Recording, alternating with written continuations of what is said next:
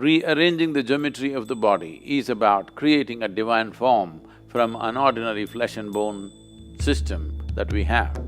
These 114 chakras, if we rearrange them in a certain way, a complete different possibility becomes available around those forms. So in India, such people get referred to as Bhagwan.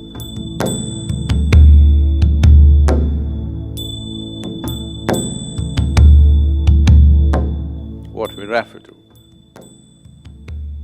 as the universe or as cosmos is essentially a complex amalgamation of forms. All these forms, planets, stars, the whole systems, these are all forms. When these forms evolve over a period of time to become efficient forms, seemingly perpetual,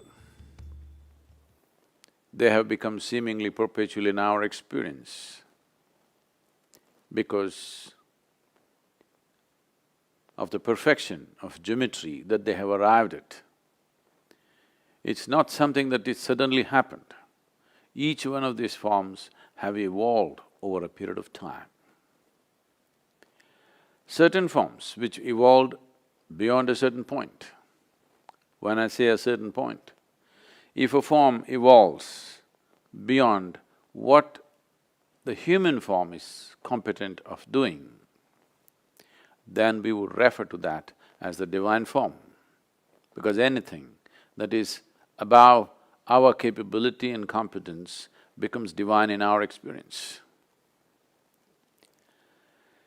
So when we say divine forms, the misunderstanding in the monotheistic religions is that those who have many forms have lost their way. That is, they do not know what divinity is, they have invented too many images. These forms are not invented, they're derived.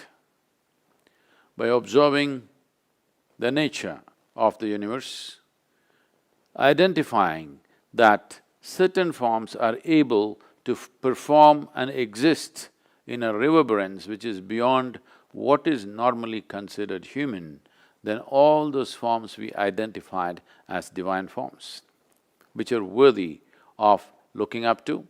Above all, these are forms we have to learn how to use, how to become accessible to these forms which are more competent forms than our own form.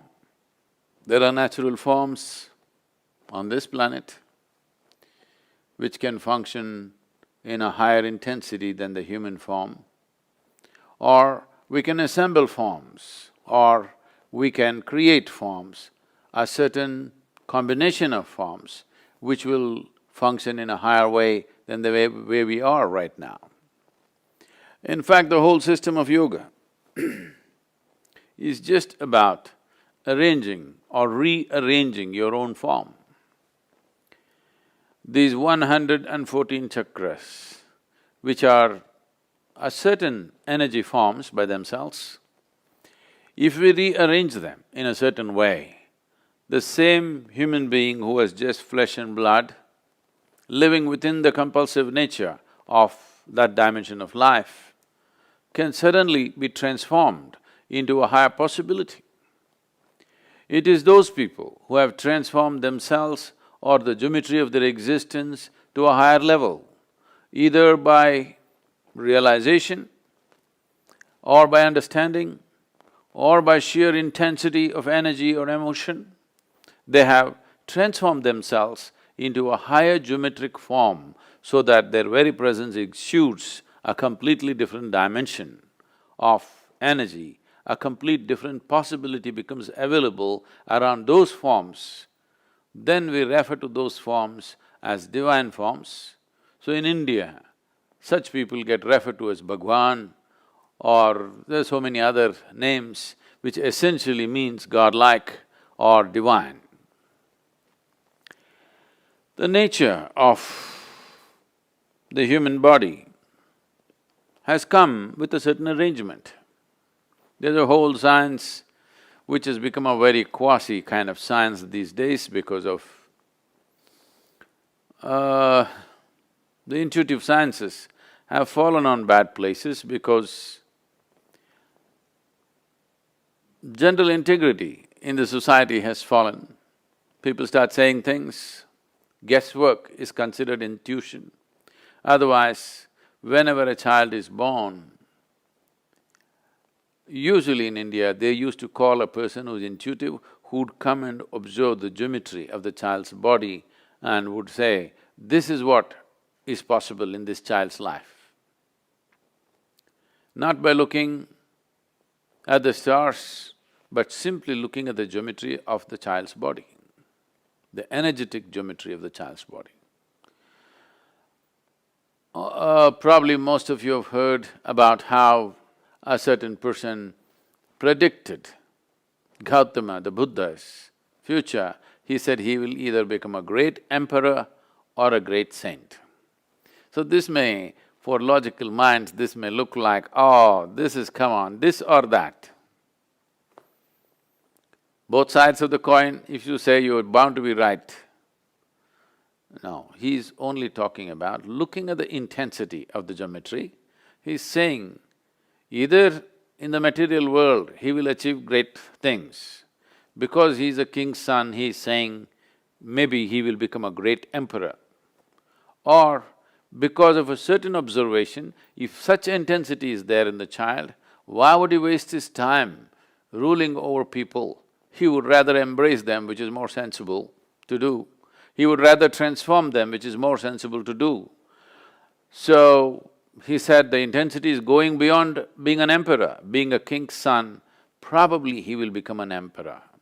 But when I look at the intensity of the geometry, maybe he will become a great sage.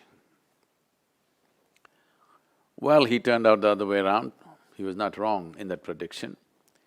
If he had fallen back in his life for some reason, maybe he would have become a great emperor, a conqueror.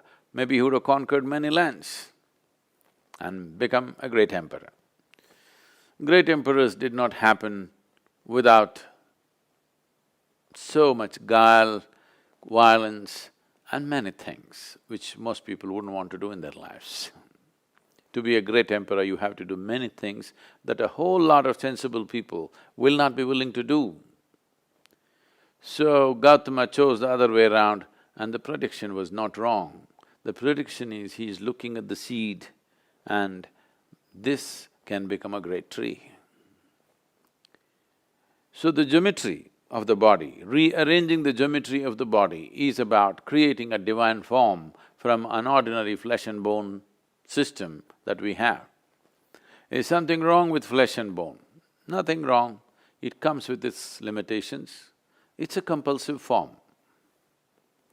Is something wrong me being compulsive? Nothing wrong if you don't appreciate what it means to be free. Nothing wrong being compulsive. Is something wrong being a creature on this planet? Nothing wrong. It is just that if you die without exploring the possibility of being something more, human life does not get fulfilled. Every life, from the smallest to the biggest, is aspiring to become a full-fledged life. Because the human being has come with this possibility which is quite limitless, because of that, people are trying to fix their ambitions and goals in their life. What is a seamless possibility? People are trying to fix it so that they will feel like achievers. If they pass an examination, they feel great. If they get a job, they feel great. If they earn $1 million, they feel great. Some nonsense like this. This is like among the lame people, you're a champion just because you have 2 legs. Human possibility has come with a seamless possibility. There is no way you or me can fix a goal, if I reach this, I'm done. It's a stupid way to culture one's life. If you arrange your inner geometry properly, this becomes a machine to go very far. How far it goes internally is entirely determined by the human being, the individual being. But how far it goes in the world are determined by the times, by the society, the social structures, so many things. You may get knocked down on the way. You may not get crucified, somebody may run you down on Highway 8, you know. So, how far we get in the world are subject to many things. How far we get within ourselves is just a question of arrangement of geometry, understanding, realization, understanding and the competence of being able to arrange it. The whole yogic system, starting from the physical phase of asanas to everything, is essentially to reorganize or to re-engineer our geometry in such a way that it begins to function in a way that you have not imagined possible till now. To live your life beyond your ambitions. The stupid ambitions have come to you because of a limited society in which you're living. Based on that, if you are a little one step ahead of your neighbor, your ambitions are realized. No, no, no, I'm not just thinking about this, I want to be the richest man in United States. It is still among the lame. Among the lame you're a champion, that's all.